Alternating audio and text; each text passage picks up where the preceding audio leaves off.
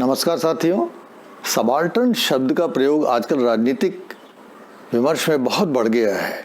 हर आदमी सबाल्टर्न शब्द का प्रयोग करता है और प्रायः जब इस शब्द का प्रयोग किया जाता है तो बहुत अर्थ स्पष्ट नहीं होता है। क्या सबाल्टर्न का मतलब गरीब होता है? क्या सबाल्टर्न का मतलब दलित होता है? क्या सबाल्टर्न का मतलब वंचित होता है? क्या सबाल्टर्न का मतलब शोषित होता है? सबाल्टर्न का असली मतलब है क्या? क्योंकि जब तक हम इसके असली मतलब को नहीं जानेंगे तब तक हम विमर्श में इसका गलत ढंग से प्रयोग करते हैं। देखिए, सबाल्टर्न शब्द उत्तर औपनिवेशिक युग का सबसे ज़्यादा प्रयुक्त और महत्वपूर्ण शब्द है और इसलिए कि ये विमर्श में एक ऐसे सामाजिक समूह को इंगित करता है जिसके बारे में वास्तव में स्पष्टता हमारे जहन में नहीं होती है।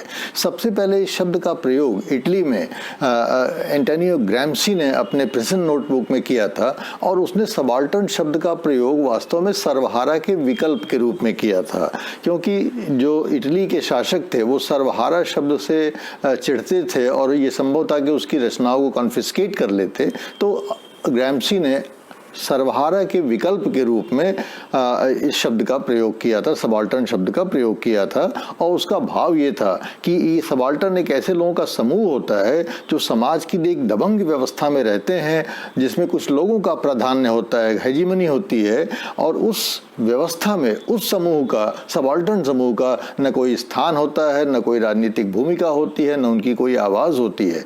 तो सबाल्टर्न कुछ ऐसे लोगों का समूह है जिनकी की राजनीतिक व्यवस्था में कोई आवाज़ ही नहीं होती है, उनका कोई इतिहास ही नहीं लिखता, उनके इतिहास को दबा दिया जाता है और वास्तव में जो कुछ भी उनका इतिहास होता है वो सब नष्ट होता है। और इसलिए अगर सबाल्टर्न्स को हमें स्पेस देना है तो वास्तव में ऐसा माना जाता है कि हमें सबाल्टर्न हिस्ट्री को दोबारा रीराइट करना पड़ेगा, उनकी हिस्ट्री को क्रिएट करना पड़ेगा। उनकी जो शौर्य हैं, उनकी है जय है, पराजय है, उनका शासन है, उन सभी को हमें ढूंढना होगा और एक नए सिरे से हमें इतिहास को लिखना होगा।